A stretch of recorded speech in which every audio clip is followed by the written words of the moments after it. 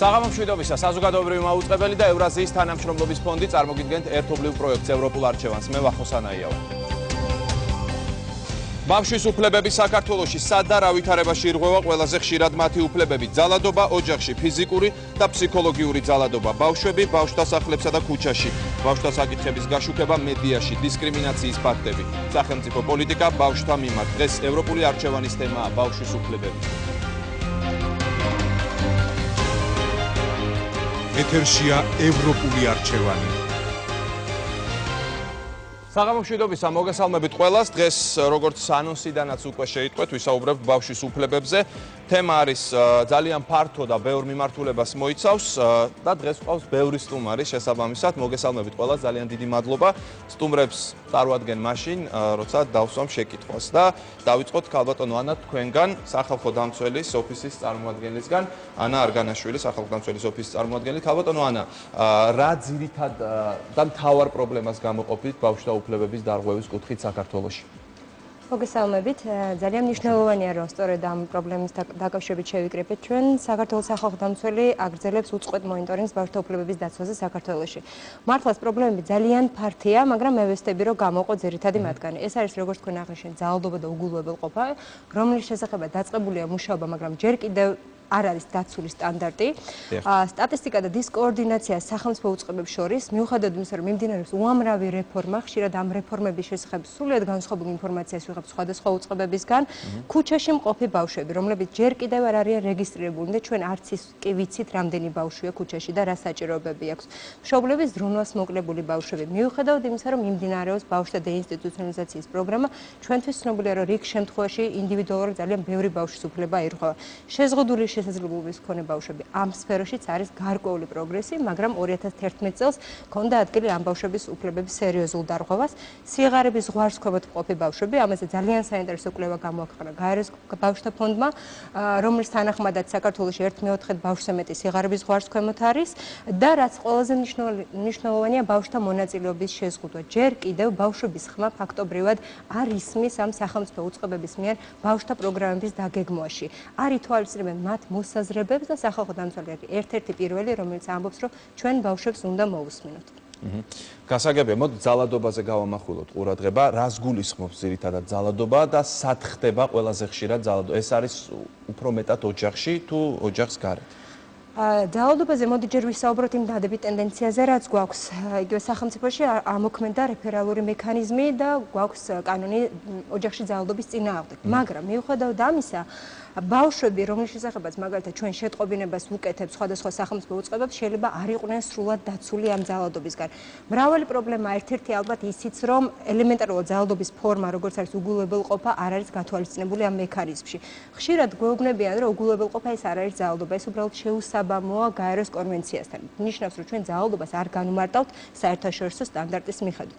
ერთ-ერთი უდიდესი პრობლემა არის ის, რომ ჯერ კიდევ არ არის ბავშვთა სარეაბილიტაციო ცენტრები. გარდა არასამთავრობო ორგანიზაციებისა, ფაქტობრივად სახელმწიფო სფეროში ჩვენ არ გვაქვს სარეაბილიტაციო ცენტრები და ბავშვი, რომელიც ძალადობის ხორბლი გახდა ოჯახში, გადადის მაგალითად ბავშვთა სახლის ტიპის დაწესებულებაში, რომ ძალადობისგან რეაბილიტაცია გაიაროს. ეს ცოტა არარეალისტური მეჩვენება მე მაგალითად, რომ ამ ბავშვმა გაიაროს რეაბილიტაცია. სკოლაში ძალადობა ერთ-ერთი სერიოზული პრობლემაა. საქართველოს სახალხო დამცველი უამრავ რეკომენდაციას იძლევა ამ მხრივ და ჯერ კიდევ არ არის ეს მოგვარებული ბავშვთა მიმართ თქვათ გარკვეული დისკრიმინაციული მომხრობა, ვინაიდან ისინი შეიძლება თქვათ სააღზევო დაწესებულებაში ცხოვრობენ, ან გარკვეულ უმცირესობებს მიეკუთვნებიან. გასაგებია. ქალბატონო თინათი ბაუმი, გაეროს ბავშვთა ფონდის სოციალური პოლიტიკის პროგრამების ხელმძღვანელი. მომზადდა ანგარიში. რა მოხდა ამ ანგარიში, რა მოხდა თავარი, რაც ქალბატონმა ანამ ჩამოთვალა, შეგიძლიათ გააგრძელოთ ეს ხაზი. უბრალოდ მე მინდა აღვნიშნო, რომ ეს არის ესე ვთქვათ მოკლე მიმოხილვა არსებული სიტუაციისა ქვეყანაში და ეს არის დამოუკიდებელი კვლევების შედეგად შექმნილი ანგარიში, რომელიც დაემთხვა, როგორც ვიცით, საქართველოს წარადგენს ანგარიშს ბავშვთა უფლებების დაცვის კომიტეტში. პერიოდული ანგარიში არის ეს და სწორედ აი ამ პერიოდული ანგარიშის ესე ვთქვათ უფრო მეტად ინფორმირებულობისათვის ჩვენ დავწერეთ დამოუკიდებელი ანგარიში, რომელიც გადაეცა როგორც მთავრობას, ასევე გადაეცა არასამთავრობო ორგანიზაციებს და სხვა დანარჩენ სტრუქტურებს, რომლებიც მუშაობენ ზოგადად ბავშვების საკითხებზე. ეხლა ეს ანგარიში მოიცავს ძალიან ბევრ თემას. მაგრამ აქვე მინდა აღვნიშნო, რომ თქვენ უბრალოდ პირდაპირ ეგრევე დაიწყეთ პრობლემებზე საუბარი. ამ ანგარიში მოხვედრილი არის როგორც პრობლემები, ასევე ის მიღწევები, რაც ბოლო წლების განმავლობაში საქართველოში შეიმჩნევა.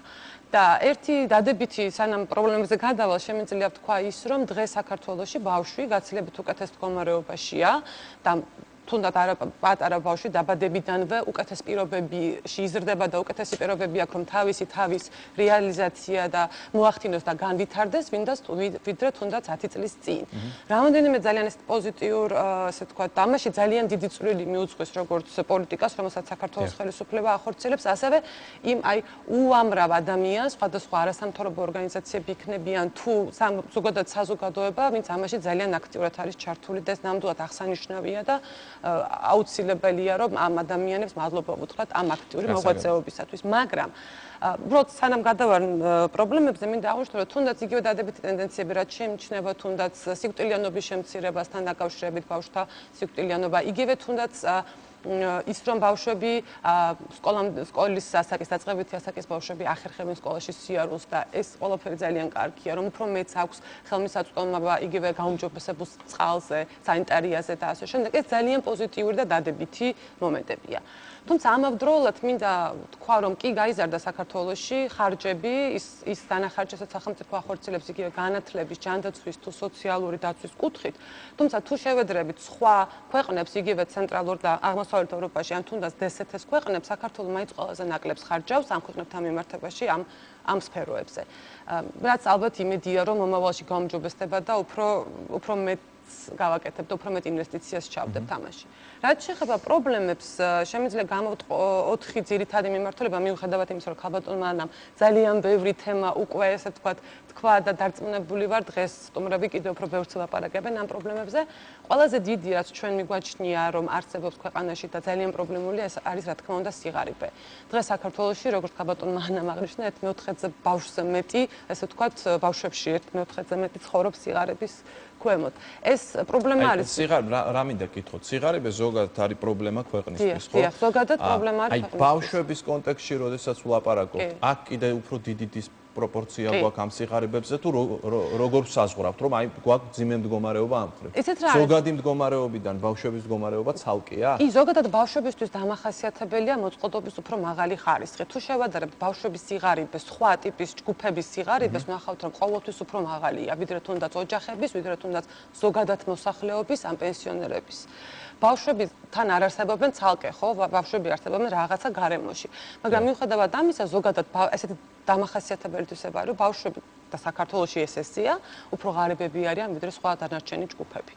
რაც მისახედია, ასე ვთქვათ, და უფრო მეტი არის გასაკეთებელი. არსებობს ქვეყანაში სოციალური დაცვის სხვადასხვა მექანიზმები, არსებობს სიღარიბის, ასე ვთქვათ, დაძლევის სხვადასხვა პროგრამები, რომლებიც ეხმარება განსაკუთრებით ღარიბ ოჯახებს. და რიგი ბავშვები ხვდება ამ პროგრამებში და არის ამ პროგრამების ბენეფიციარი. ეს გასაგებია, მოკლედ ერთი პრობლემა ეს სიღარიბე. ეს არის სიღარიბე. მეორე, რაც ასევე ძალიან მნიშვნელოვანი არის, აღნიშნული შეზღუდულ შესაძლებლობებს, მაგრამ აქ ხაზს გაუსმევდი არა მარტო სახელმწიფოს ვალდებულებას, აი ამ საკითხთან მიმართებაში, არამედ ზოგადად საზოგადოების ვალდებულებას. იმიტომ რომ შეზღუდული შესაძლებლობა შეიძლება სახელმწიფოში არსებობდეს პოლიტიკა, რომელიც ამ შეზღუდული შესაძლებლობის ბავშვების ინტეგრაციას უწყობს საზოგადოებაში ხელს. მაგრამ მეორეს მხრივ არის თვითონ საზოგადოების დამოკიდებულება ასეთი ტიპის ბავშვების მიმართ. ანუ რაღაცა სტერეოტიპები, სტიგმა. ანუ ეს არის ჯერ კიდევ ისეთი თემები, რომლებიც სამწუხაროდ დღეს საქართველოში პრობლემურად გვეჩვენება. რა თქმა უნდა, ძალადობა, რაც უკვე აღინიშნა და ასევე მნიშვნელოვანია, რომ აღვნიშნოთ ახალგაზრდების საკითხები. დღესდღეობით ეს კარგი ამბავი არის ის, რომ სახელმწიფო მუშაობს ახალგაზრდების პოლიტიკის შემუშავებაზე, თუმცა ჯერ ეს კიდევ შემუშავების პროცესშია და აქამდე ეს ახალგაზრდების საკითხები რაღაცა ერთობლივად არ იყო განხილული და ცოტა გვერდზე იყო გადადებული და ესეც. კარგი, გასაგებია. ნათია ფირაშვილი, ჯანდაცვის სამინისტროს სოციალურ საკითხთა და პროგრამების სამმართველოს მთავარი სპეციალისტი. ქალბატონ ნათია, როგორც ქალბატონმა თინათინმა თქვა, დაასახელა ქვეყნები, რომელთა შორის საქართველოს ყველაზე ნაკლებს ხარჯავს ბავშვებზე. რა ადგილი უჭირავს სახელმწიფო პოლიტიკაში ბავშვთა საკითხს და რა არის თუ არა ეს საკითხი პრიორიტეტი სახელმწიფოს, როდესაც თქვა არის ხარჯება იმდენი, რამდენიც საჭიროა. მოგესალმებით. რა თქმა უნდა, ბავშვთა ზრუნვის პოლიტიკა ერთ-ერთი პრიორიტეტია, განსაკუთრებით 2012-2013 წლებისთვის პრიორიტეტი იქნება სწორედ ძალადობისგან ბავშვების დაცვა და ამ მიმართულებით სახელმწიფო აქტიურად გააგრძელებს როგორც პოლიტიკის შემუშავებას, ასევე ამ პოლიტიკის განვითარებას.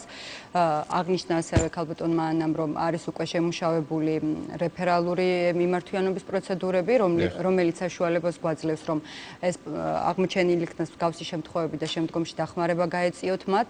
ამას გარდა მინდა ძალადობის თემა გავაგრძელო და ვთქვა, რომ ქუჩის ბავშვების თემა, რომლებიც ფაქტიურად რამდენიმე სახის ძალადობას განიცდიან და ექსპლუატირებულები არიან, ხშირად საკუთარი ოჯახის წევრების მხრიდანაც, ამ მიმართულებითაც ფიქრობს სახელმწიფო და ფაქტიურად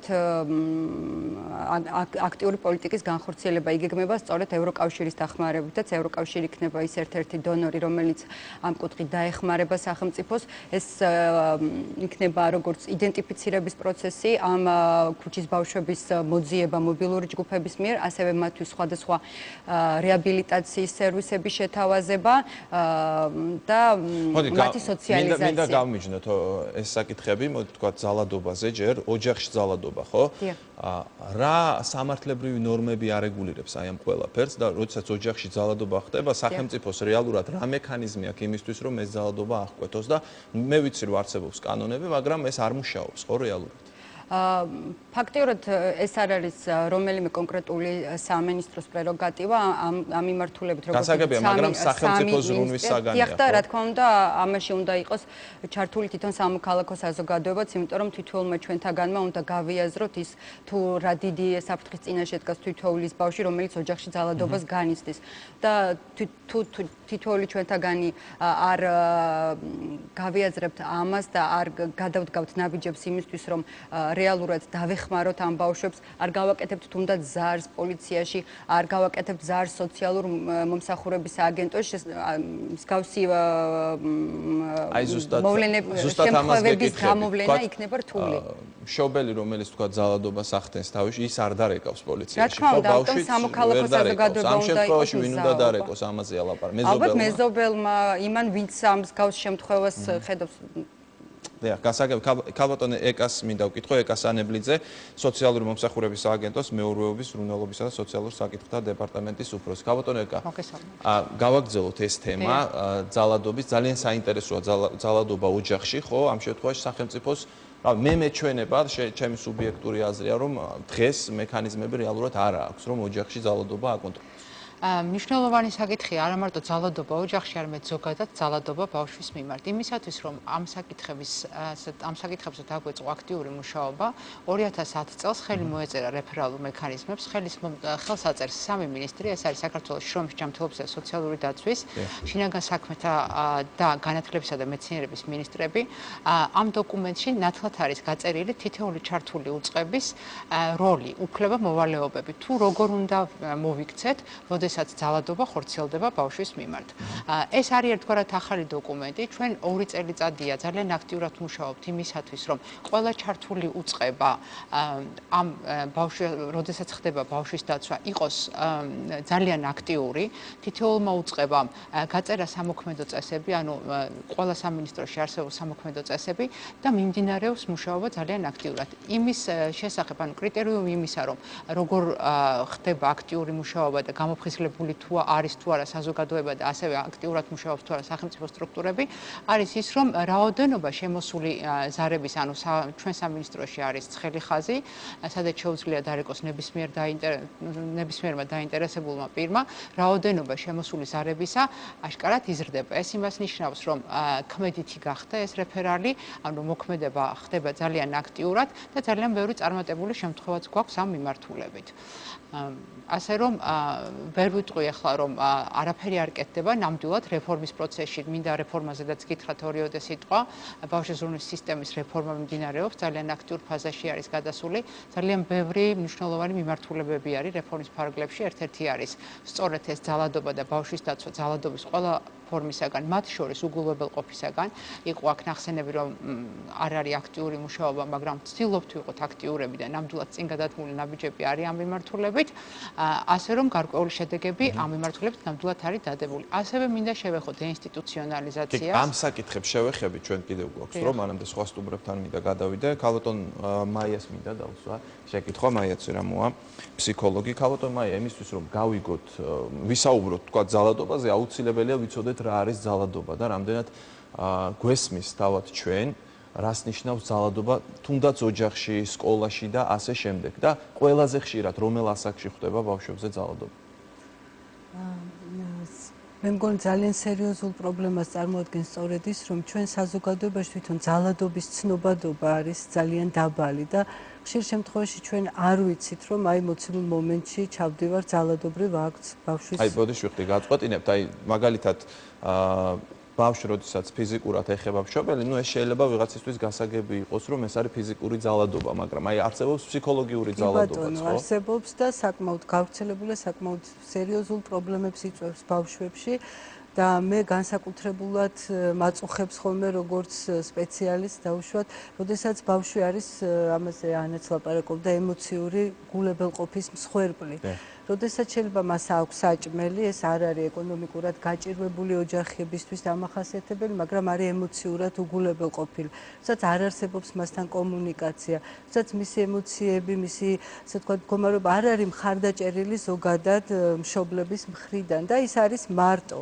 ასე ვთქვათ, ეს ძალიან სერიოზულ გართულებებს იწვევს და მე მინდა ზოგადად ვილაპარაკო იმაზე, რომ ჩვენს ასე ქართულ სინამდვილეში ძირითადად ორი ტიპის ოჯახები გამოიყოფიან, ოჯახები, რომლებსაც დამახასიათებელი აღზის ავტორიტარული სტილი და მეორე ტიპის ოჯახები, მე ზოგადად ლიტერატურაშიც მას ეძახიან ვეტმფრენ მშობლებს, ეს არის ძალიან დამახასიათებელი ქართული კულტურისთვის, ასე ვთქვათ, ჰიპერმეურვეობა, რომელიც ძალადობის ასევე კამუფლირებული, შენიღბული ფორმაა და რომელიც ასევე ცუდ შედეგებამდე, რომელსაც ასევე ცუდ შედეგებამდე მიყავს ხოლმე ბავშვი. აი, ურთულეს საკითხი ახლა თქვენ რასაც ამბობთ, სახელმწიფო აი ამ ყველაფერში როგორ უნდა მონაწილეობდეს, ვინ უნდა დაადგინოს, რომ ეს არის ძალადობა?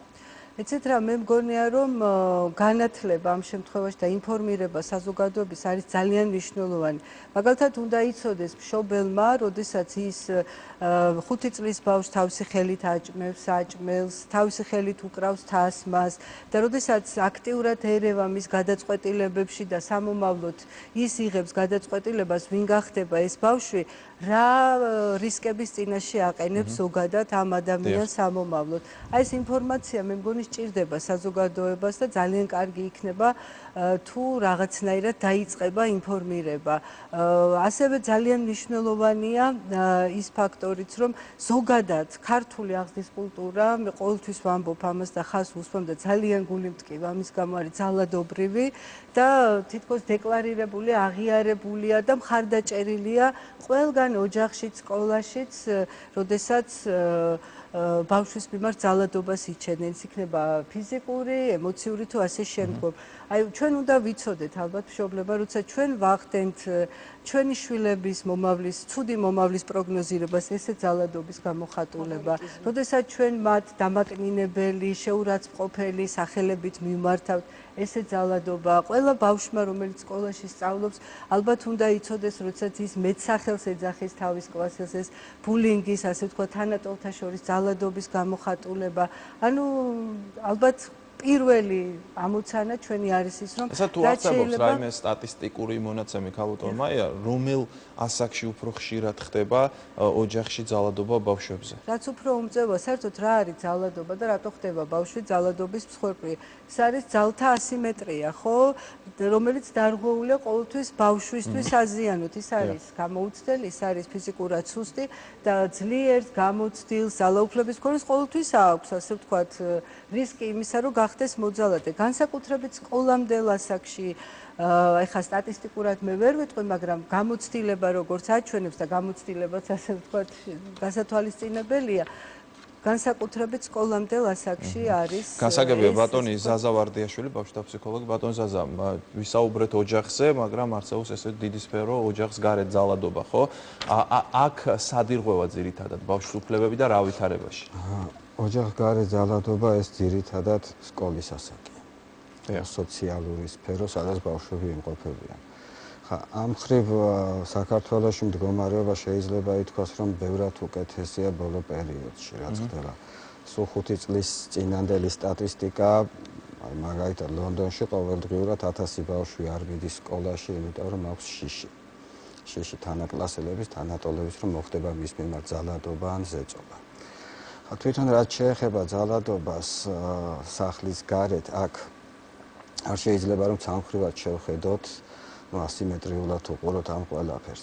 არის მთელი რიგი პათოფსიქოლოგიური მდგომარეობები, რომლებიც განაპირობებენ პროვოცირებას, თვითონ პროვოცირებას ძალადობის. თვითონ ოჯახიც, კლასიც ეს არის რაღაც შეკრული სისტემა, სადაც უნდა მიმდინარეობდეს ესეთი გარკვეული თანაფარდობის მომცველი ბალანსის მქონე რეგულირება. ახლა კონკრეტულად რა შეიძლება ამასთან დაკავშირებით ითქვას? ბავშვისთვის გარკვეულ ასაკში, კონკრეტულად 5 წლის ასაკამდე ერთ-ერთი წამყვანი მცნებაა მიჯაჭვულობის მცნება. ამ ასაკში ბავშვისთვის მთავარი გარემო არის მიჯაჭვულობის ობიექტი ოჯახი, მშობელი. შეიძლება მშობელი სხვადასხვანაირად მოქმედებდეს ბავშვის მიმართ, კონკრეტულად იყოს თუნდაც ეს ავტორიტარული სტილი, დასჯითი სტილი აღზრდის, მაინც ბავშვი პრიორიტეტს ანიჭებს მშობელს და მშობელთან ყოფნას. არის ერთი საინტერესო ფაქტორი. გერმანიაში ძალიან აქტიურად დაიწყეს ჩარევა ამ ძალადობის წინააღმდეგ და აღმოაჩინეს, რომ 12 წლის შემდგომ ასაკში ბავშვების 15%, რომლებიც პერიოდულად ატყობინებდა იმ ზრუნველობის ორგანოებს, რომ ძალადობას განიცდიდნენ ოჯახში, იყვნენ უბრალოდ манипуляტორები. ანუ იყენებდნენ აი ამას, როგორც ბერკეტს მშობლებზე ზემოქმედებისთვის. ანუ ამ ასაკში უკვე ეს პრიორიტეტი ფუნქციონირებს ბავშვებში. ანუ არ შეიძლება ჩვენ ვთქვათ ერთმნიშვნელოვნად, რომ ძალადობა მოდის მშობლიდან. შესაძლებელია ეს იყოს უბრალოდ ბავშვის მიერ სპეციალურად პროვოცირება მშობლის, რათა შემდეგ გარკვეული დივიდენდები მიიღოს ამასთან დაკავშირებით, ანუ მართოს მშობელი. გასაგებია, მე მინდა ახალგაზრდა იურისტთა ასოციაციის წარმომადგენელს ვკითხო, ქალბატონი კეთი ქაჩლიშვილი. ქალბატონი კეთი, თქვენ რა საკითხებს გამოყოფთ? თქვენი ორგანიზაცია მუშაობს ბავშვთა საკითხებზე, ხო? ძირითადად რა პრობლემებს ხედავთ და აწყდებით?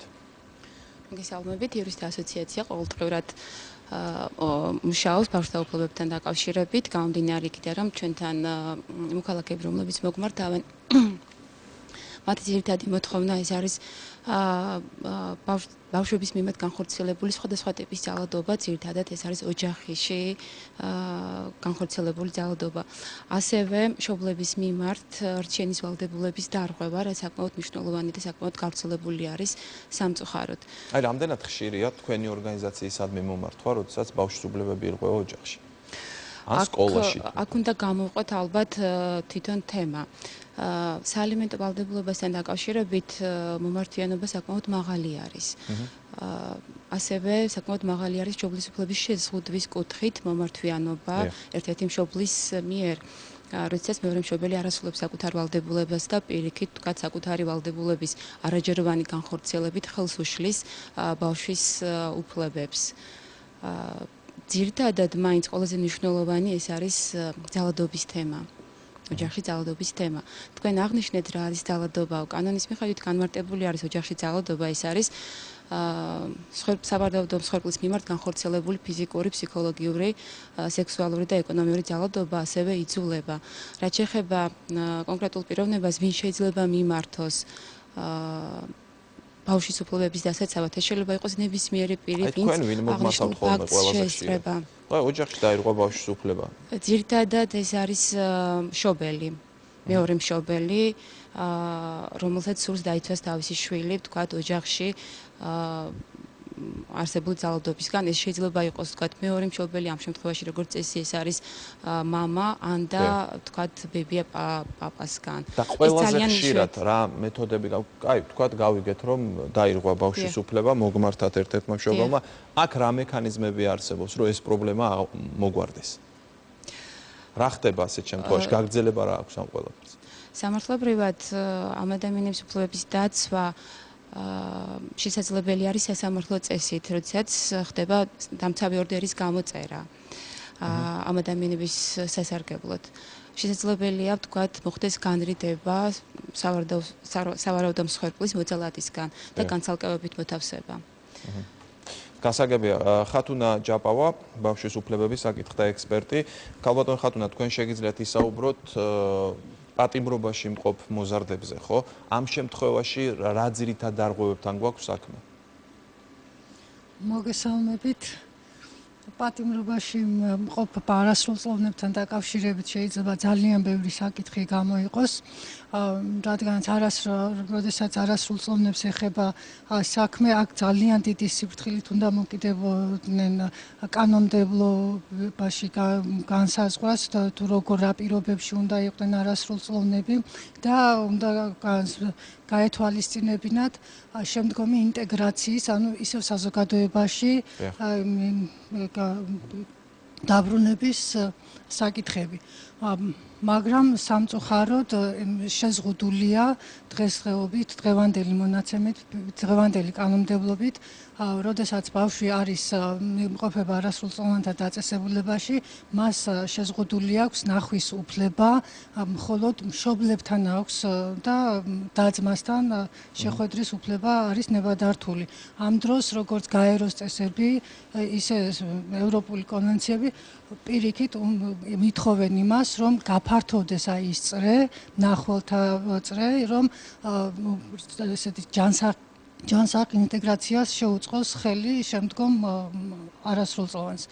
სამწუხაროდ ერთ-ერთი ეს შეზღუდულია ნახვის უფლება და შეზღუდულია ასევე როგორც დიდებში, ისე მოზრდილებში, ისე არასრულწლოვნებში არის თითქმის გათანაბრებული ეს შეხვედრების, პაემნების ერთადერთი რაც დაუშვა ახლა კანონმდებლობამ არის გრძელვადიანი პაემნები, რომელიც სამწუხაროდ კაიხნით იყო შეზღუდული, რასაც საერთოდ არც ერთი ევროპული ქვეყანა არ უშვებდა მსგავს რაღაცას და აი ეს განათლების პრობლემა დგას დღესდღეობით, ეს ბავშვები თითქმის იზოლირებულები არიან, ანუ არ მზადდებიან გასათავისუფლებლად. მაშინ, როდესაც ევროპის ქვეყნებს აქვს ძალიან კარგი მაგალითები იმისი, რომ არასრულწლოვანთა დაწესებულებაში მყოფ ბავშვებს, რომლებსაც სურთ სწავლა, დადიან გარეთ. აი ეს არის ძალიან რთული საკითხი, ხო? თქვათ საქართველოში თუ ასე ხდება, რა გაგრძელება მოყვება ხოლმე, თქვათ გამოვიდა საპატიმროდან და შემდეგ ალბათ ძალიან დიდი შანსია რომ ისე უკან ბრუნდება. სამწუხაროდ დიახ არის ასეთი შემთხვევები ძალიან ბევრი რომ ბრუნდებიან უკან, იმიტომ რომ ვერ ინტეგრირდებიან და აი დასავლური გამოცდილება რა არის ამ შემთხვევაში, სად უნდა მიიღონ მათ და როგორი განათლება უნდა მიიღონ? ჩვეულებრივ სკოლებში და საჯარო სკოლები, რომელიც არსებობს გარეთ, იქ რაღაც რადიუსი არის განსაზღვრული, იქ არის ქალაქები 20 კილომეტრის რადიუსში შეუძლიათ მოძრაობა 40 კილომეტრის.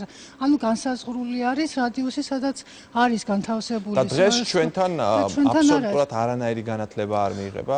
განათლება მიიღება იქვე ადგილზე, მაგრამ ამას არ აქვს გაგრძელება. ანუ ზოგჯერ ხშირია შემთხვევები, როდესაც ბავშვი ვერ თავისუფლდება 18 წლამდე და 18 წლის ასაკის როგორც კი გახდება და ის გადაყავთ მოზრდილების დაწესებულებაში. ანუ იქვე წყვეტს ეს ბავშვი ამ განათლების მიღებას. და შესაბამისად ის უკვე ინტეგრირდება იმ მკაცრი რეჟიმის დაწესებულებაში, სადაც გაუარესებულია პირობები, მდგომარეობა და შესაბამისად მე ძალიან რთულია უჭირს ბავშვს ინტეგრირება გარეთ გამოსვლის შემდეგ და აი ესე რომ ყველაფერი ფლავდება იქვე. არა, გასაგებია, ჩვენ რეკლამა უნდა გამოვაცხადოთ, რეკლამის შემდეგ დავბრუნდებით და შევეხებით სხვა საკითხებს, ეს არის ბავშვთა სახლები, მიუსაფარი ბავშვები და ბავშვები ქუჩაში. რამდენიმე წუთში კვლავ ეთერში ვართ.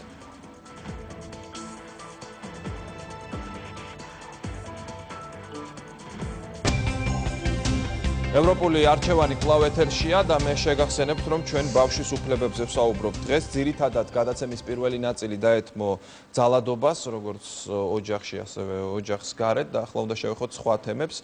ქალბატონ ანა, ისევ თქვენგან დავიწყოთ.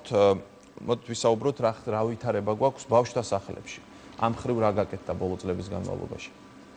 პირველ რიგში ალბათ უნდა აღვნიშნოთ, რომ დადებითია ზოგადად ის რეფორმა, რაც მიმდინარეობს ბავშვთა დეინსტიტუციონალიზაციის და სახალხო დამცველი, რომელიც ყოველ წელს ატარებს მონიტორინგს, წელს მოწმე გახდა, რომ მისი რეკომენდაციების 80% შესრულდა სახელმწიფო ზრუნვის სააგენტოს მიერ. მიუხედავად ამისა, ჩვენი მონიტორინგი გრძელდება, რადგან რეფორმის პროცესში არ მოხდეს, თქვათ, ისეთი დარღვევების განხორციელება, რომლის პრევენციაც შეიძლებოდა. ეს დარღვევებს ჯერ კიდევ აქვს ადგილი, ალბათ ერთ-ერთი პირველი უნდა აღვნიშნოთ ის, რომ რეფორმა ცოტა დაჩქარებულად მიმდინარეობს, როგორც შედეგი მაჩვენა, ბავშვები და სხვა თქვათ აქტორები გვეუბნებიან, რომ ხშირად 2-3 დღეში ხდება გადაწყვეტილების მიღება, თქვათ, რომ ბავშვთა სახლი უნდა დაიხუროს. სავარაუდოდ ესეა, ვინაიდან ბავშვები 2-3 დღით ადრე შეიძლება იგებდნენ და სასწრაფო წესით გადაყავთ, თქვათ, მცირე საოჯახო ტიპის სახლებში. უდაოდ მცირე საოჯახო ტიპის სახლები ნამდვილად ძალიან დადებითი მოვლენაა და არც ერთი ბავშვი არ უნდა დარჩეს დიდ ბავშვთა სახლში, მაგრამ ბავშვისთვის ძალიან დიდი სტრესია მოულოდნელად აი ამ გარემოს ცვლილება ყოველგვარი გაფრთხილების გარეშე ან შესაბამისად არ გავლილი ადაპტაციის პროცესის გარეშე. ნუ შედეგად ჩვენ იმას ვიღებთ, რომ ძალიან ბევრ ბავშვს შეიძლება უცებ დაეწყოს დეზადაპტაციის სინდრომი. ჩვენ მქონდა შემთხვევები, როდესაც მაგალითად ბავშვები, რომელთაც წარმოუშვათ გარკვეული, თქვათ, ნევროტული ან ფსიქიატრიული პრობლემებიც კი სამწუხაროდ არ მოხდა მათი შესაბამისი მკურნალობა. რამდენიმე ბავშვთა სახლიდან და იგივე მცირე საოჯახო ტიპის სახლიდან ნახეთ, რომ ეს ბავშვები ფაქტობრივად გაუშვეს სახლში, ვინაიდან არ იყო რესურსები, ეს დაფიქსირდა დარღვევად, რა თქმა უნდა, ბავშვთა უფლებების, ვინაიდან თუ ბავშვი იმიტომ მოხდა სახელმწიფო ზრუნვის ქვეშ, რომ სახლში რესურსი არ იყო, მაშინ სახლში დაბრუნებით მისი პრობლემა არ გადაიჭრება. ჩვენ ვეცადეთ, რომ ყველა ბავშვისთვის მიგვეკლია, მაგრამ რიგ შემთხვევაში ეს შეუძლებელი აღმოჩნდა. აი, თქვენ რაც თქვით, რომ რაღაც დრო სჭირდება, ხო, რომ ადაპტაცია გაიაროს, რა პერიოდია ეს დაახლოებით? ეს ინდივიდუალურად ყველა ბავშვის განსხვავებული იქნება, მაგრამ არსებობს რაღაც მინიმალური პერიოდი და მინიმალური პირობები, რაც დაცული უნდა იყოს. ელემენტარულად, როდესაც ბავშვი ამბობს, რომ ის ექსკურსიიდან დაბრუნდა ბავშვთა სახლში და უთხრეს, რომ ის იქ აღარ ირიცხებოდა და სადღაც უნდა გადასულიყო. ეს ერთეული შემთხვევებია, თქვა, თუ ხშირად ხდება? სამწუხაროდ ხშირია, თუმცა არსებობს დადებითი პრაქტიკა. ჩვენ ვიცით, რომ დადებითი პრაქტიკის შემთხვევაში, თქვა, სოციალურმა მუშაკებმა და მცირე საოჯახო ტიპის სახლის წარმომადგენლებმა წინასწარ წაიყვანეს ბავშვები და ანახეს, სად გადაყავდეთ, მაგრამ ყველა სხვა დანარჩენი შემთხვევაში ეს არ მოხდა და ბავშვებს ამ საკითხზე მინდა ქალბატონო ეკა თქვენ უპასუხოთ ანუ დიახ, დეინსტიტუციონალიზაცია, რომელიც რეფორმის ერთ-ერთი მთავარი მიმართულებაა, მიმდინარეობს საკმაოდ წარმატებულად. გასულ წელს ჩვენ დავხურეთ მართლაც 10-ზე მეტი დიდი ზომის ბავშვთა სახლი. ანუ ის, რომ კარგად სახელმწიფოსთვის პრიორიტეტულია ის ბავშვები, რომელთაც არ ყავთ ბიოლოგიური ოჯახი, ეს წერია ბავშვთა უფლებათა კონვენციაშიც. ჩვენ დიდი ზომის ბავშვთა სახლების მაგივრად ვავითარებთ ალტერნატიულ სერვისებს, რომლებიც არის მაქსიმალურად ოჯახურ გარემოსთან მიახლოვებული. ეს არის მინდობითი აღზრდა, ეს არის მცირე საოჯახო ტიპის სახლები. დღეს უკვე ძალიან ცოტაა დარჩენილი ისეთი ბავშვთა სახლი, სადაც ცხოვრობდა 100-120 ბავშვი ერთად და იქ ძალიან ძნელი იყო ბავშვის ინდივიდუალიზმის შენარჩუნება. ინდივიდუალიზმის შენარჩუნება ასევე კონვენციაში არის ჩადებული, ბავშვთა უფლებათა კონვენციაში. ჩვენ ახალი ტიპის მოდელებში გვაქვს არა მარტო რაოდენობები შემცირებული, არამედ ძალიან მნიშვნელოვანია, რომ იქ არის თითოეულ ბავშვზე ორიენტირებული ინდივიდუალური მიდგომა. აი, რა შეეხება ამ ადაპტაციის საკითხს, რასაც გიპასუხებთ ახლა, მაგაზედაც ინდივიდუალური მიდგომა დამკვიდრებული, თითოეული ბავშვისათვის დგება ინდივიდუალური განვითარების გეგმა, ბავშვთან მუშაობს როგორც სოციალური მუშაკი, ასევე მაღალკვალიფიციური აღზრდელი და ხდება ბავშვის ინდივიდუალური საჭიროების დაკმაყოფილება. რაც შეეხება გადაყვანის პროცესს, ჩვენი მუშაობა არის საკმაოდ გამჭვირვალე. ამ პროცესში ჩართული არა მარტო სახელმწიფო უწყებები, არამედ ძალიან ბევრი არასამთავრობო სექტორი, ჩართული არის გაეროს ბავშვთა ფონდი ძალიან აქტიურად, ჩართული არის კიდევ ერთხელ ვიმეორებ, როგორც ადგილობრივი, ასევე საერთაშორისო არასამთავრობო ორგანიზაციები. ბავშვთა მომზადება დაიწყო რამოდენიმე თვით ადრე, დაახლოებით 6-7 თვით ადრე, არასამთავრობო ორგანიზაციები, რომლებთანაც თანამშრომლობთ და რომელთაც ყავთ ფსიქოლოგები, მუშაობდნენ ბავშვებთან, ძალიან დიდი ხნის განმავლობაში ამზადებდნენ მათ იმისათვის, რომ მომხდარიყო მათი გადასვლა ერთი ფორმის სახლიდან მეორე ფორმის სახლში. რაც არ უნდა ბევრი ვისაუბროთ ჩვენ იმის შესახებ, რომ დიდი ზომის ბავშვთა სახლები ცუდია და ნამდვილად ამაზე არ დაობს და ამიტომაც ხურავს სახელმწიფო და ანაცვლებს სხვა ფორმით. გარკვეული პერიოდის განმავლობაში ეს სახლები იყო ამ ბავშვებისათვის მშობლიური სახლები, ასე ვთქვათ, ამიტომ ბავშვების მომზადებას ჩვენ გადასაყვანად ძალიან დიდ ყურადღებას უთმობდით. რაც შეეხება ეხება იმ საკითხებს, რომ მოხდა ბავშვებში რაღაცა გარკვეული პრობლემები მაიჩინა თავი, ნამდვილად პრობლემა იჩინა თავი, მაგრამ ეს იყო, იცით, არა იმის ბრალი, რომ ჩვენ დაჩქარებულად გავაკეთეთ რამე, არამედ იმ ხანგრძლივი ინსტიტუციური მზრუნველობის ბრალი, სადაც ეს ბავშვები წლების განმავლობაში იყვნენ. ჩვენ ძალიან ბევრი პრობლემა შეგვექმნა ბავშვებთან მიმართებაში და ზუსტად ეს არის იდენტიფიცირებული ეს პრობლემები გამოიწვია იმ მზრუნველობის ფორმამ, რომელიც არსებობდა და წლების განმავლობაში ბავშვები იღებდნენ იმ სერვისს. დამეთანხმებით, რომ სადაც სახლში, სადაც ცხოვრობს 100 ბავშვი, 120 ბავშვი, იქ ძალიან ძნელია იყო ბავშვი, რაც არ უნდა კარგი აღზრდელი იყოს, რაც არ უნდა კარგი პირობები იყოს, ძალიან ძნელია კონდეს ბავშვზე ორიენტირებული მიდგომა, ძალიან ძნელია ის, რომ ყველანაირი მოთხოვნა, რაც აქვს ბავშვს ჯანმრთელობის კუთხით თუ სოციალიზაციის კუთხით იყოს დაკმაყოფილებული და დღეს ჩვენ სახეზე გვაქვს ზუსტად აი ეს ფსიქოლოგიური პრობლემები, რომლებზეც ქალბატონმა ანამ ისაუბრა. მაგრამ ამ შემთხვევაში ჩვენ ვართ საკმაოდ რეაგირება გვაქვს საკმაოდ ადეკვატური, ანუ მოხდა ასევე ფსიქოლოგების ჩართვა ამ პროცესში და მივიღეთ ბრძომები იმისათვის, რომ გარკვეული პროცედურები ყოფილიყო ამ ბავშვების, გარკვეული პროგრამები ყოფილიყო ამ ბავშვებისათვის შეთავაზებული. ასე რომ ეს პროცესი მიმდინარეობს უწყვეტლივ და საკმაოდ ეფექტურად. გასაგებია, ქალბატონ თინათის მინდა ვკითხო, აი მცირე საოჯახო ტიპის სახლებში, როდესაც გადადიან ეს ბავშვები, იქ ყველაფერი წესრიგშია, ან თუ რა სირთულეებს ვაწყდებით? ისეთ რა არის ზოგადად მცირე საოჯახო ტიპის სახლები, როგორც უკვე აღინიშნა, გაცილებით უფრო კარგი ფორმა არის ალტერნატიული აღზრდის, ვიდრე დიდი ზომის, ასე ვთქვათ, რეზიდენტური დაწესებულებები, ამაზე ყველა ვართ. რა თქმა უნდა, ახლა რეფორმის პროცესი მიმდინარეობს, ეს არ არის რაღაცა, რომელიც შეიძლება გაკეთდეს ერთ დღეში, ორ დღეში, არის პოზიტიური და ასევე შეიძლება რაღაცა პრობლემებიც იყოს ამ ეტაპზე. ეს ჩვეულებრივი ამბავია, ეს რეფორმა არის. ანუ თავარი არის, რომ ის პრობლემები, რაც არსებობს, აღმოიფროს დროულად, ხო? იგივე მცირე საოჯახო ტიპის სახლი. გასაგებია, მე მინდა იუსტიციის სამინისტროს წარმომადგენელს ვკითხო, ნატალია ბარათაშვილს, საინტერესოა რა პროგრამებს ახორციელებს სახელმწიფო, როდესაც თქვა გახდა სრულწლოვანი ადამიანი და ის არ ცხოვრობს არც ერთ ასეთ სახლში. შემდეგ რა შესაძლებლობები ეძლევა მას სახელმწიფო რას აკეთებს იმისთვის, რომ ეს ადამიანი იყოს ან დასაქმებული, ვთქვათ, ან შესაბამისი განათლება მიიღოს და ასე შემდეგ. რა პროგრამები აქვს სახელმწიფოს? მოგესალმებით. იუსტიციის სამინისტრო თავის კუთხით მუშაობს არასრულწლოვანთა მართლმსაჯულების რეფორმაზე, რომელიც გულისხმობს არასრულწლოვანს 14-დან 18 წლამდე და თითოეული პროგრამა, რომელიც შემუშავებული იუსტიციის სამინისტროში, არის განკუთვნილი სწორედ ამ ასაკობრივ ჯგუფზე 14-დან 18 წლამდე, თუმცა ჩვენ არ ვართ შემოფარგლული, არის გარკვეული პროგრამები, რომელიც 21 წლამდეც კი გრძელდება, ანუ არასრულწლოვანები არიან ამ პროგრამებში ჩართული. ძირითადი მიზანი ყველა ამ პროგრამის არის ის, რომ მოახდინოთ დანაშაულის პრევენცია არასრულწლოვანებში. იმიტომ ჩვენი სამინისტროსთვის ეს არის ერთ-ერთი მთავარი პრიორიტეტი, დანაშაული არ იყოს ჩადენილი, თუმცა ჩადენის შემთხვევაში ჩვენ ვახდენთ იმ არასრულწლოვანების რეაბილიტაციას და რეინტეგრაციას ვცდილობთ, რომ ჩავთვით ისეთ პროგრამებში, რომელიც ხელს შეუწყობთ მათ რესოციალიზაციას და დაბრუნებას საზოგადოებაში. აი ქალბატონი ხათუნა საუბრობდა წეღან, რომ ვთქვათ, არის შემთხვევები, როდესაც ციხიდან გამოსული ადამიანი ისე უკან ბრუნდება, იმიტომ რომ ის იქ ვერ იღებს ვერც განათლებას, ვერაფერს და შესაბამისად ურთულეს სიტუაციაში ხვდება. აი ამაზე სახელმწიფოს რა პასუხი აქვს? ამ მიმართულებით რა ნაბიჯები იქნება? ძირითადად ეს არის კომპეტენცია საჭიროების პრობაციის და საჯარო სროლის სამინისტროსი, თუმცა რა თქმა უნდა ვითარდება სხვადასხვა პროგრამები, რომელიც უზრუნველყოფს მათ ჩართულობას, აქტიურ ჩართულობას საზოგადოებრივ ცხოვრებაში, დაასაქმებს მათ, განათლება იქნება უზრუნველყოფილი. ყველა ეს პროგრამა უნდა არსებობდეს, ამ კუთხით საჯარო სროლის პრობაციის და ბრძოლის დახმარების სამინისტრო ძალიან აქტიურად მუშაობს, განახორციელა არაერთი რეფორმა და არასრულწლოვანები, რომელიც 18 წლის შემდგომაც საჯარო სროლის დაწესებულებაში იმყოფებიან, უზრუნველყოფილი არიან გარკვეული პროგრამებით, ტრენინგ პროგრამებით, დასაქმებით თვითონ საჯარო სროლის დაწესებულებაში. გასაგებია, ქალბატონ ათიას მინდა ზუსტად ეს კითხვა დაუსვა, ანუ აი ამ არსებობს თუ არა მსგავსი პროგრამები, რომელიც უზრუნველყოფს, ვთქვათ, იმას, რომ თუნდაც გამოსული ადამიანი ციხიდან ისე უკან არ შებრუნდეს, მოზარდზე არის საუბარი.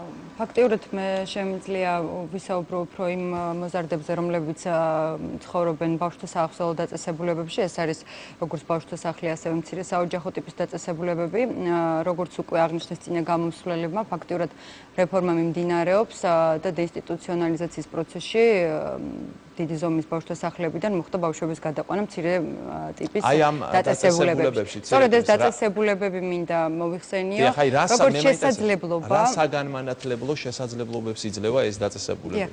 იცით, როდესაც ბავშვები ცხოვრობდნენ დიდი ზომის დაწესებულებებში, ფაქტიურად მათ ყავდათ მზარეული, მრეცხავი, დამლაგებელი, ფაქტიურად ყველაფერს, რასაც ქვია დამოუკიდებელი თვითმოვლის უნარები და დამოუკიდებელი ცხოვრების უნარები მათ არ გააჩნდათ.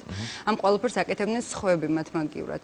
შესაბამისად, ეს ოჯახთან მიახლოებული გარემო, როგორც არის მცირე საოჯახო ტიპის დაწესებულება, შესაძლებლობას აძლევს ამ ბავშვებს, რომ ისწავლონ ელემენტარული თვითმოვლის უნარები. თვითონ შეიწვას კარტოფილი, რაღაც საკუთარი ჰიგიენა მოიწესრიგოს და სხვა. აქედან გამომდინარე, პირველი ნაბიჯები დამოუკიდებელი ცხოვრებისთვის მომზადების გზაზე სწორედ აქედან იწყება. ამას გარდა, რა თქმა უნდა, ისინი დადიან საჯარო სკოლაში და საჯარო სკოლაში გადიან ფორმალური განათლების სწავლებას და არაფორმალური განათლების კუთხითაც იმ პროვაიდერ ორგანიზაციებს, რომლებმაც აიღეს სერვისის მიწოდების ვალდებულება ამ მცირე საოჯახო ტიპის დაწესებულებებში, გააჩნიათ რესურსები და ერთ-ერთი კრიტერიუმი მათი შერჩევის სწორედ ის იყო, ქონდა თუ არა რესურსები არაფორმალური განათლების ხელშეწყობისთვის ამ ბავშვებისთვის. წრეების სხვადასხვა როგორც მუსიკალური ცეკვის, რა თქმა უნდა, ყველა ბავშვს აქვს რაღაც თავისი ინდივიდუალური უნარები და შესაბამისად მათი ინდივიდუალური სურვილების და უნარების გათვალისწინებით ხდება სხვადასხვა წრეებში მათი ჩართულობა. ხოლო შემდგომ პერიოდში, როდესაც ეს მოსარდები უკვე იღებენ რაღაც საშუალო განათლებას და გამოთქვავენ სურვილს სხვადასხვა პროფესიის შეძენის და პროფესიული უნარების შეძენის, რა თქმა უნდა, ასევე პროვაიდერი ორგანიზაციები უზრუნველყოფელი იმას, რომ ჩართული იქნეს სხვადასხვა პროფესიული კოლეჯების და სხვადასხვა პროფესიული სწავლების კუთხით, რომ მიიღონ მათ პროფესიული განათლება და ამას გარდა მე მინდა ასევე აღვნიშნო სხვა არასამთავრობო ორგანიზაციების, ცალკეული ბიზნესების დახმარებას, რომლებიც ცდილობენ, რომ დაეხმარონ ობოლ და მზრუნველობა მოკლებული ბავშვებს დასაქმებაში და ქავატონეკას მინდა ვკითხო, ქავატონეკა ძირითადად აი ბავშვთა სახლებში ხვდებიან ის ბავშვები, რომლებსაც ვთქვათ, მშობლები არ ყავთ, თუ ისინი, რომლებსაც ყავთ მშობლები და უბრალოდ მოყავთ ამ ბავშვთა სახლებში, როგორ არის? ეცეთ რა არის? აქ გარკვეული ცვლილებები არის ჩვენ ხედავთ, ანუ სახელმწიფო პოლიტიკა ამ ბავშვის ზრუნვის სისტემის რეფორმის ფარგლებში მოიაზრებს გარკვეულ ცვლილებებს. თუ ადრე ბავშვთა სახლებში, ანუ სახელმწიფო ზრუნველობაში ხვდებოდნენ ის ბავშვებიც, რომელთა მშობლებსაც უბრალოდ სიღარიბის გამო არ შეეძლოთ უზრუნველყოფილი ყოლოდათ თავიანთი შვილები და სახელმწიფო ზრუნავდა ბავშვებზე. ეხლა გარკვეულწილად შეიცვალა ჩვენი მიდგომა. და რატომ? გამოცდილებამ გვაჩვენა, რომ ბავშვები, რომლებიც იზრდებოდნენ ბავშვთა სახლებში, მრავალი წლის განმავლობაში ხდებოდა გარკვეული თანხების დახარჯვა ბავშვებში, ბავშვთა სახლში. შედეგად ვიღებდით იმას, რომ ბავშვი, რომელიც იზრდებოდა, არ ქონდა ბავშვთა სახლში, მას არ ქონდა არანაირი სოციალური უნარჩვევა, ძალიან რთული იყო მისთვის საზოგადოებაში ინტეგრაცია, ძალიან რთული იყო მისთვის, იმიტომ რომ ეს იყო სტიგმატიზირებული, ის იყო ბავშვთა სახლში აღზრდილი ბავშვი, ხოლო მეორეს მხრივ რჩებოდა ოჯახი, რომელიც კვლავ არის სიღარიბის ზღვარს მიღმა, იმიტომ რომ ამ ოჯახს არავინ არ ეხმარებოდა. დღევანდელი ჩვენი ხედვით, ანუ ამ რეფორმის ფარგლებში არის ძალიან მნიშვნელოვანი, რომ ბავშვი ოჯახიდან არ იქნეს გამოყვანილი, მხოლოდ იმიტომ რომ ეს ოჯახი არის სიღარიბეში. ეს თანხა და ეს რესურსი, რომელიც უნდა დახარჯულიყო იმისათვის, რომ ბავშვი შეგვენახა სახელმწიფო ზრუნველობაში, უნდა შეუცვალოთ მიმართულება და დავახარჯოთ ბავშვს ოჯახში. ანუ უნდა მოხდეს სხვადასხვა პროგრამების და გაკეთებულიც არის სხვადასხვა პროგრამები არის შემუშავებული, სოციალური რეაბილიტაციის პროგრამები ოჯახების მხარდასაჭერი, იმისათვის, რომ მოხდეს ოჯახების გაძლიერება, ანუ მთელი ეს რესურსი, რომელიც წლების განმავლობაში უნდა დახარჯულიყო ბავშვზე, სახელმწიფო ზრუნველობაში, ჩვენ გვინდა დავახარჯოთ ბავშვს თავის ოჯახში. სახეზე გვექნება ბავშვი, გვეყოლება ბავშვი, რომელიც გაიზარდა თავის ბიოლოგიურ ოჯახში და ეს თავისთავად ძალიან კარგია და ასევე ოჯახი, რომელიც მხარდაჭერილია, გაძლიერებულია და შეუძლია მას სოციალური ფუნქციონირება. ანუ ეს არის ძალიან კარგი გადაწყვეტილება, რომელიც მიიღო სახელმწიფომ. ხოლო ოჯახები, სადაც არის ძალადობა და აქ ძალადობაზე ჩვენ ძალიან ბევრი ვისაუბრეთ, თუ როგორი ფორმის ძალადობები შეიძლება არსებობდეს, ანუ ბავშვი გამოვყავს ოჯახიდან მხოლოდ იმ შემთხვევაში, თუ ოჯახში არის ძალადობა და ბავშვის სიცოცხლეს ან ჯანმრთელობას ემუქრება საფრთხე. ანუ მხოლოდ ჩვენი ახალი ამ პოლიტიკა, რომელსაც ახორციელებს ახლა ჩვენი სამინისტრო, მიმართულია იქითკენ, რომ ბავშვი გამოყვანილი იქნეს და შემოყვანილი იქნეს სახელმწიფო ზრუნველობაში, მხოლოდ იმ შემთხვევაში, თუ ბავშვზე ხორციელდება ძალადობა. გასაგებია, ქავატონ მაია, ყველანი თანხმდებით, რომ აი ეს დიდ ბავშვთა სახლებს, რა თქმა უნდა, ჯობია ეს მცირე დაწესებულებები, ხო, საოჯახო ტიპის. ამ შემთხვევაში რა უნდა იყოს გათვალისწინებული იმისთვის, რომ ბავშვმა იქ კარგად იგრძნოს თავი? მე მგონია რომ ძალიან მნიშვნელოვანია იმ ადამიანებთან მუშაობა, ვინც ამ ბავშვებს უნდა მიხედოს. ანუ კადრებზე ამ შემთხვევაში ლაპარაკი. მე მინახავს მცირე საოჯახო ტიპის სახლები, ინფრასტრუქტურა არის არაჩვეულებრივი, მართლაც ორიენტირებული არის ბავშვზე, მაგრამ ძალიან სერიოზული საკითხია ის, რომ იმ ადამიანებმა, ვინც ამ ბავშვებთან მუშაობენ, იცოდნენ რა გარკვეული წარმოდგენა ჰქონდეთ, როგორც ასევე მშობლებისთვის არის ეს მნიშვნელოვანი, ბავშვის განვითარების თავისებურებებზე, იცოდნენ რთული ქცევის მართვის, ასე ვთქვათ, რაღაც სტრატეგიებს ფლობდნენ ისინი. აი თუ თქვენ რომ გინახავთ ასეთი დაწესებულებები, იყავით იქ და აი ამ ხრივ რა კუთხითაც თქვენ საუბრობთ, რა ვითარება გვაქვს?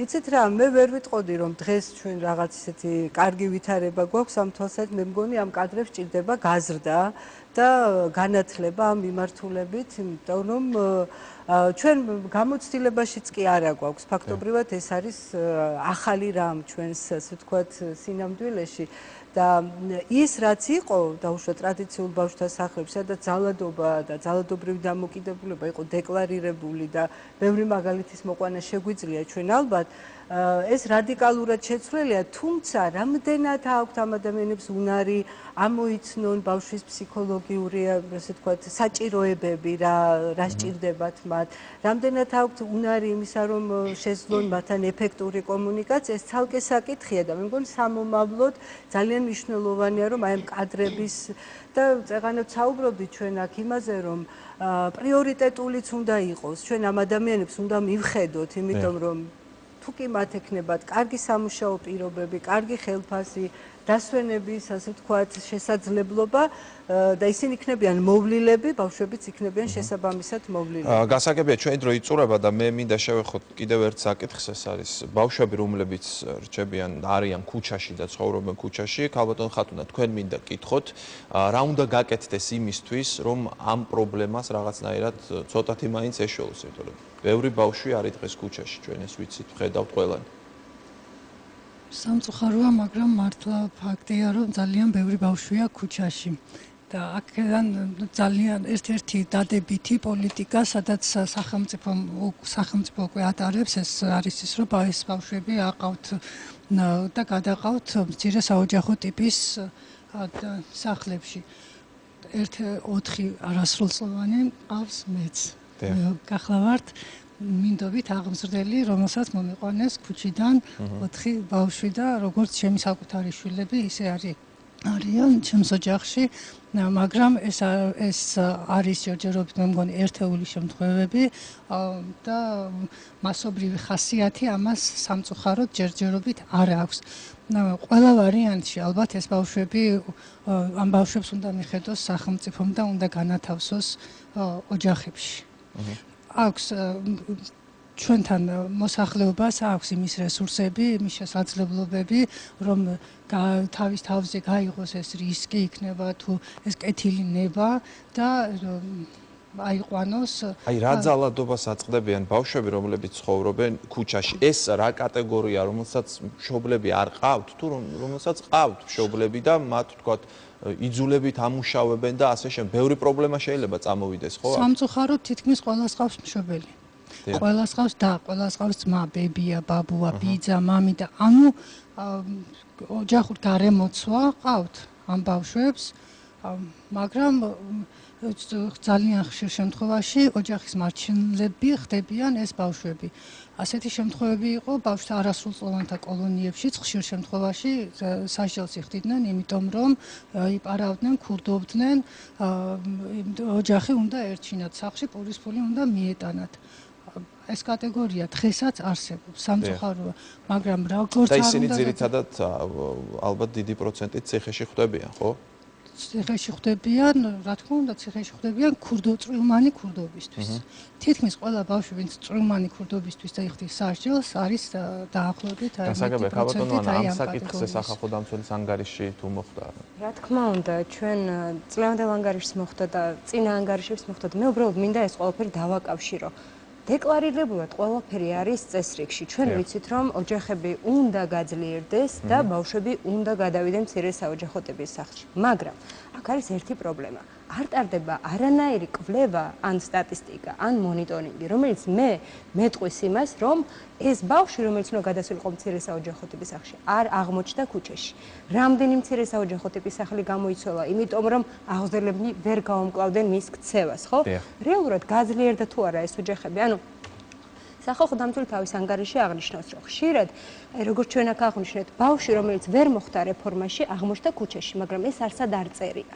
ეს უბრალოდ არ ჩანს სტატისტიკაში. ჩვენ აღმოაჩინეთ ასეულობით ბავშვი, რომელიც იყო ისეთ ბავშვთა სახლში, რომელიც სახელმწიფოს არ ჰქონდა ინფორმაცია და ასეთი ასეულობით ბავშვი შეიძლება ძალადობის ხორბლი გახდეს. ანუ ჩვენი ძირითადი პრობლემა არის ის, რომ ეს ყველაფერი არ აღირიცხება, ვიცით რა უნდა გაკეთდეს, მაგრამ როგორ გაკეთდა და მივიდა თუ არა კონკრეტულ ბავშვამდე ან ოჯახამდე, ეს არავინ არ იცის. ჩვენ ვიცით ოჯახები, რომელთაც გვითხრეს, რომ მათ ფული ისესხეს იმის იმედით, რომ გააძლიერებდა სახელმწიფო დეინსტიტუციონალიზაციის პროგრამის ფარგლებში და რატომღაც ეს ჩაიშალა და მათ დარჩათ ეს სესხი, ვერ გადაიხადა და შეიძლება მათი მდგომარეობა გაუარესდეს. ამ ბავშვს არ ჰქონდა წამალი და ასე შემდეგ. ანუ რეალურად სტატისტიკა სანამ არ გვექნება და მონიტორინგი, ძალიან რთულია ზოგადად ვილაპარაკოთ იმაზე, მოგცა თუ არა შედეგი რაიმე რეფორმა. გასაგებია, ქალბატონო ეკა, თქვენ დაგისვამ შეკითხვას და შემდეგ ქალბატონ ნინოსთან მექნება ბოლოს შეკითხვა. სახელმწიფო პოლიტიკა რა არის იმ ბავშვების მიმართ, რომლებიც ცხოვრობენ ქუჩაში? აი ძალიან კარგად ისაუბრა ქალბატონმა ხათუნამ, ხო, დახატა მთლიანად ეს პრობლემა. ქუჩის ბავშვები ეს არის ყველაზე უფრო მეტად მოწყვლადი ჯგუფი, რომელთაც განსაკუთრებულად ესაჭიროებათ სახელმწიფოს მხრიდან დაცვა. ქუჩაში მომუშავე და მცხოვრები ბავშვები უნდა სარგებლობდნენ ყველა იმ უფლებით, რომელიც გარანტირებულია ბავშვის უფლებათა კონვენციით, მაგრამ მათი განსაკუთრებული მდგომარეობიდან გამომდინარე საჭიროა რაღაცა დამატებითი მექანიზმების ამუშავება, რომ მოხდეს ამ უფლების მათთვის მიღება. ზუსტად ამ პრობლემებზე საპასუხოდ და ამ გამოწვევებაზე საპასუხოდ ჩვენთან ხდება პროგრამის შემუშავება, რომელიც ფინანსურად მხარდაჭერილია ევროკავშირის მიერ და ეს პროგრამა არის ძალიან მრავალწახნაგოვანი, ანუ მრავალი კომპონენტისაგან შედგება. პირველ რიგში ამ პროგრამის ფარგლებში მოხდება სტატისტიკური ინფორმაციის მიღება, ანუ ჩვენ გვეცოდინება ზუსტად, რამდენი ბავშვი მუშაობს და მაქსიმალურად ზუსტად, ანუ ჩვენში ეს არის ძალიან რთული პროცესი. ყველაზე უფრო მეტად რთული სამუშაო კონტინგენტი ეს არის ქუჩის ბავშვები. ამ პროგრამის ფარგლებში ჩვენ გვეცოდინება, რამდენი ბავშვი მუშაობს და ცხოვრობს ქუჩაში, ასევე მოხდება ბავშვების საიდენტიფიკაციო დოკუმენტები მოწესრიგება, მათი ჯანმრთელობის მდგომარეობაზე ზრუნვა, მათი განათლების სისტემაში ჩართვა. ეს ერთი მხრივ, ხოლო მეორე მხრივ ასევე მოხდება მათი ოჯახების იდენტიფიცირება. როგორც აღინიშნა, აქ მართლაც ყველა ბავშვი, თითქმის ყველა ბავშვს ყავს ოჯახი. მოხდება მათი ოჯახების შესწავლა, ანუ ჩატარდება სოციოლოგიური კვლევა, რა საკითხები, რა საკითხებში სჭირდებათ მათ გაძლიერება, მოხდება სხვადასხვა სარეაბილიტაციო პროგრამებში ოჯახების ჩართვა, ანუ ჩვენ მაქსიმალურად შევეცდებით, რომ მოხდეს ბავშვების ქუჩიდან გამოყვანა და მათი ბიოლოგიურ ოჯახებში დაბრუნება. ერთი საინტერესო საკითხი მე მისაუბრია მათთან და ისინი შოულობენ ფულს დღის განმავლობაში. ანუ და მეუბნებიან, რომ რატომ უნდა წავიდე ბავშვთა სახლში, ან რატომ უნდა წავიდე სახლში, როდესაც მე თვითონ შოულობ აქ ფულს და ის შეიძლება ვერ ხვდება, რომ ძალიან ცუდ გარემოშია, ხო? აი ამ შემთხვევაში სახელმწიფომ რა უნდა შესთავაზოს მას ესეთი მიზეზი არის რატო გახდა ბავშვისათვის აუცილებელი ფულის შოვნა, იმიტომ რომ ვერ ფუნქციონირებს მისი ოჯახი. ბიოლოგიურ ოჯახს არ აქვს ფული, იმიტომ ბავშვი არის იძულებული გავიდეს ქუჩაში და მოხდეს ბავშვის მუშაობა ქუჩაში და ბავშვმა მიიტანოს სახლში სარჩენი ფული. ზუსტად ამაზეა საუბარი, როდესაც ოჯახის გაძლიერების პროგრამაზე გვაქვს საუბარი. მნიშვნელოვანია, რომ ვიმუშაოთ არა მარტო ბავშვებთან, არამედ მათ ოჯახებთან. ოჯახი როცა დაიწყებს ფუნქციონირებას, გახდება თქვათ დასაქმების პერსპექტივა ექნებათ მშობლებს, მოხდება ჯერ ესეთი მშობლების ჩართვა სხვადასხვა გადასამზადებელ პროგრამებში, მოხდება მათთვის შეძლების დაგვარად მოხდება სამუშაო ადგილების თქვათ შოვნაში დახმარება ჩვენი მხრიდან, ხო? ეს ყველაფერი მათ ფუნქციონირებას გააუმჯობესებს და შესაბამისად ბავშვს მიეცემა შანსი, რომ დაბრუნდეს ოჯახში და აღარ იქნება საჭიროება ბავშვმა იმუშაოს ქუჩაში და მიიტანოს სახლში თანხა. ეს პროგრამა ითვალისწინებს ამას ყველაფერს. ჩვენ იმედი გვაქვს, რომ ეს იქნება ორწლიანი პროგრამა, რომელიც საბოლოოდ მიზნად ისახავს, რომ შემცირდეს ქუჩაში მომუშავე და მცხოვრები ბავშვების რაოდენობა. ჩვენ ვიმედოვნებთ, რომ ეს პროგრამა იქნება წარმატებული და 2 წლის მერე დაიდება ის შედეგები, რომელიც ძალიან გვინდა, რომ ჩვენ გვყავს კიდევ ერთი სტუმარი, ქალბატონი ნინო ჭალაგანიძე, თბილისის სახელმწიფო უნივერსიტეტის ჟურნალისტიკა ინფორმატიკის მიმართულების ასოცირებული პროფესორი. ქალბატონ ნინო, ძალიან ბევრი ვისაუბრეთ ჩვენ ძალადობაზე და ძალადობაზე ოჯახში, ოჯახს გარეთ, მაგრამ ძალადობა შეიძლება იყოს ეკრანიდანაც, გაზეთის ფურცლებზე, ინტერნეტში და ასე შემდეგ, მედიაში ერთი სიტყვით. ამ ხრივ რა მდგომარეობა გვაქვს დღეს საქართველოში და ყველაზე ხშირად გაშუქების დროს ბავშვის საკითხების სად ირღვევა და როგორ ვითარებაში მისი უფლებები. მოგესალმებით. მინდა გითხრათ, რომ აბსოლუტურად გეთანხმებით იმაში, რაც თქვით, ნამდვილად სერიოზული პრობლემა არის ბავშვთა უფლებებთან დაკავშირებით ის, რომ ჩვენ ჟურნალისტები ვარღვევ ძალიან ხშირად იმ დაუწერელ კანონებს, რაც უნდა დავიცვათ აუცილებლად, იმიტომ რომ ბავშვი ყველაზე სათუთია, ბავშვს ყველაზე მეტად ჭირდება ზრუნვა. ყველაზე სერიოზული მაინც არის პრობლემა ბავშვთა ვინაობასთან დაკავშირებით, ვინაობის იდენტიფიცირებასთან, იმიტომ რომ როცა მინუსის ნიშნით მიმდინარეობს გადაცემები, მასალები შუქდება ბავშვებთან დაკავშირებით, აქ ძალიან მნიშვნელოვანია ვიზრუნოთ მათ მომავალ სოციალიზაციაზე. სწორედ ამაში ძალიან დიდი წვლილი მიუძღვით ჟურნალისტებს, რამდენად კარგად, რამდენად ეთიკურად, რამდენად მოახერხებენ ისინი ბავშვის უფლებათა დეკლარაციის შესაბამისად გააშუქონ მოვლენები. ძალიან ხშირად იდენტობის ამბავში ირღვევა იდენტობის თვალსაზრისით, აი სწორედ ეს უფლება. ჟურნალისტები ვერ ახერხებენ ეთიკურად წარმოაჩინონ მასალები, ასახელებენ არა მხოლოდ სახელს და გვარს, არამედ შეიძლება სახელი და გვარი არ დაასახელონ და სხვა მაჩვენებლებით გახდეს შესაძლებელი ამოცნობა მეზობლის ჩვენებით, ადგილმდებარეობის ანტურაჟის ჩვენებით ან ნაცნობობის წარმოადგენით, რაც პრობლემას უქმნის ბავშვებს. სწორედ აი ეს მნიშვნელოვანი მომენტები არის ჩადებული იმ სახელმძღვანელოებში, რომელიც მე მოვიტანე დღეს, რომელიც UNICEF-ის ბავშვთა გაეროს ბავშვთა უფლებების დაცვის ორგანიზაციის სერიოზული მხარდაჭერით და ქართული მედია სკოლების ჩართულობით იქნა შესაძლებელი გამოცემულიყო და დღეს უკვე თითქმის ყველა ქართულ მედია სკოლაში საგნათი სწავლება ან საგნის ნაწილად. კარგია რომ არის ქართულ ენაზე, კარგია რომ კეისები, კონკრეტული შემთხვევები არის ქართული სინამდვილიდან აღებული და საშუალებას გვაძლევს, რომ დამზერადი და თვალსაჩინო გახადოს ჩვენი სტუდენტებისთვის, როგორ არ უნდა გაშუქდეს ბავშვებთან დაკავშირებული საკითხები. კარგი, ძალიან დიდი მადლობა მინდა გადაგიხადოთ ყველას. მართლა ძალიან კომპლექსური და ესეთ ფართო საკითხია ბავშვის უფლებები, მაგრამ მე მაინც ვფიქრობ, რომ ძირითად საკითხებს დღეს შევეხეთ ასე თუ ისე. დღევანდელი გადაცემა ამით დასრულდა. ევროპული არჩევანი გემშვიდობებად მომავალ 4 შაბათამდე, საღამოს 10 საათამდე პირველ არხზე ნახვამდის. მადლობა.